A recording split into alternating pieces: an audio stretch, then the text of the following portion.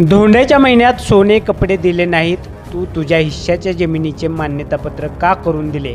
अशा प्रकारे सासरच्या मंडळीकडून होणाऱ्या छळाला कंटाळून एका 22 वर्षीय विवाहितेनं शेतातील बाभळीच्या झाडाला गळफास घेऊन आत्महत्या केल्याची घटना सय्यद वरवडे तालुका मोहोळ येथे घडली असून ऐश्वर्या अक्षय बटाणे असं आत्महत्या केलेल्या विवाहितेचं नाव आहे।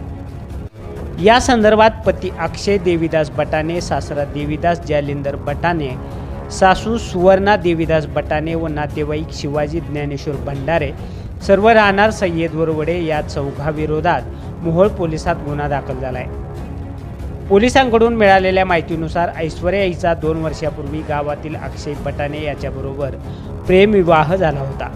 विवाहानंतर वडिलांनी तिच्याकडून जमिनीवरील हक्कपत्र सोडून घेतलं होतं।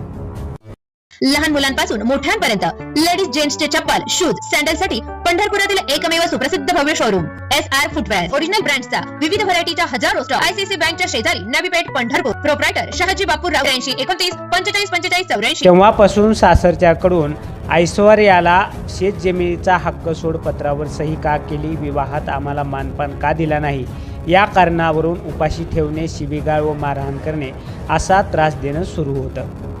ऐश्वर्या अधूनमधून माहेरी घराकडे आल्यावर आईवडिलांना त्रासाबद्दल सांगत होती, मात्र ते तिची समजूत काढून तिला पुन्हा सासरी नांदवायास पाठवत होते। यानंतर सासू सासरे, पती व शिवाजी भंडारे हे तुझ्या वडिलांच्या जमिनीतील हिश्श्याची जमीन माग, हिस्सा मिळाला नाही तर तू आमच्या घरी यायचं नाही म्हणून तिला मारहाण व जाचहाट करत होते असं फिर्यादीत म्हटलंय। काही दिवसांनी ऐश्वर्या व तिचा 5 महिन्याचा लहान मुलगा यांना सासरा जालिंदर बटाणे यांनी तिच्या माहेरी आणून सोडलं। यावेळी सुद्धा ऐश्वर्याने धोंड्या महिन्यातील सोने कपडे न दिल्यानं मला सासरचे मारहाण करत असल्याचं सांगितलं होतं। रविवारी माझ्या मुलाच्या बारशाचा कार्यक्रम आहे, येताना सोनं घेऊन या असं सांगून ऐश्वर्या घरातून निघून गेली।